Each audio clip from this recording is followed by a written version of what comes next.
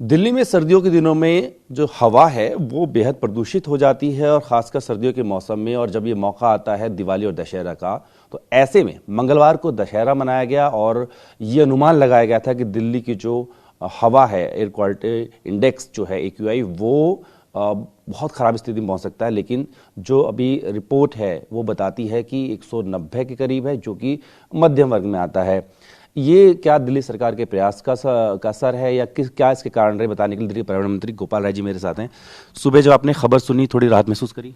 नहीं, निश्चित रूप से दिल्ली के अंदर चूंकि 3 दिन पहले जिस तरह से एयर क्वालिटी इंडेक्स 300 के ऊपर गया था, उसके बाद हमने मीटिंग की थी और दिल्ली में सख्ती के साथ जो है ग्रैप 2 को लागू करने का जो है पहल की गई थी।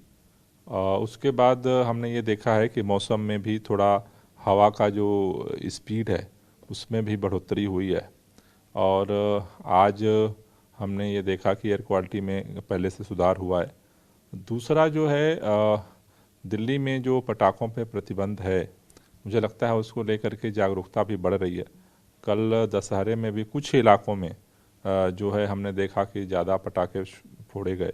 काफ़ी जगह पर लोगों ने जो है अपने आप को जो है पटाखों से दूर रखा।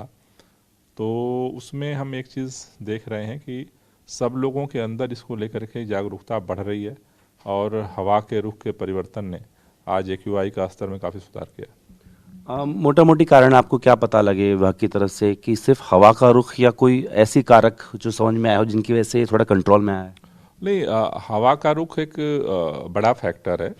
उसके साथ साथ चूंकि अब हमारी कोशिश ये है कि जैसे जितने हॉट स्पॉट्स हैं उसके अलावा जहाँ पर भी अगर AQI का स्तर बढ़ रहा है उस पर हम लोकलाइज एक्शन ले रहे हैं कि उनके सोर्स को तुरंत पता करना, क्या कारण है, उनका सर्वे करना और फिर जो है उस पर नियंत्रित करने के लिए सघन तरीके से अभियान चलाया जा रहा है।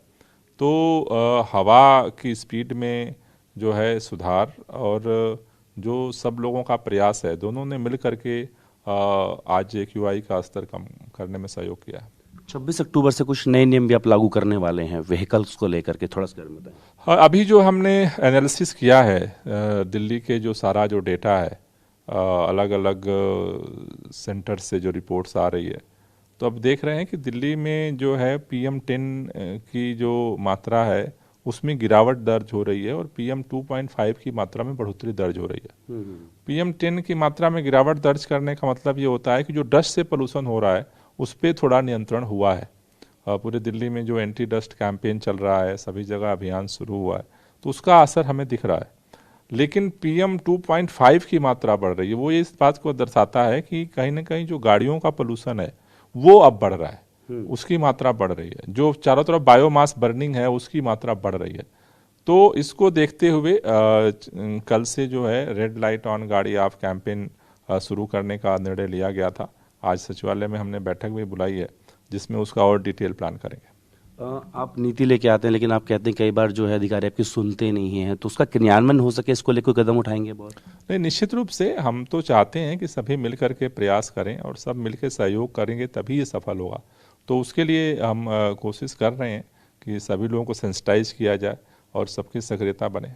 सर, एक आखिरी सवाल, एक स्टडी आई है जो बताती है कि देश के कई शहर, न सिर्फ दिल्ली, उनमें हीट वेव्स के डेज बढ़ जाएंगे और 2060 तक कई शहर ऐसे होंगे जो कि भट्टी की तरह तब्दील हो जाएंगे। क्योंकि आप पर्यावरण मंत्री हैं देश की राजधानी के, तो इसको लेकर के आपकी भी कोई योजना हो तो? देखिए, इसके लिए सबसे बड़ा जो कारगर है वो ग्रीन बेल्ट को बढ़ाना। ग्रीन बेल्ट को बढ़ाना, हरित क्षेत्र को बढ़ाना ही वो हथियार है जिससे आप उसको कंट्रोल कर सकते हैं।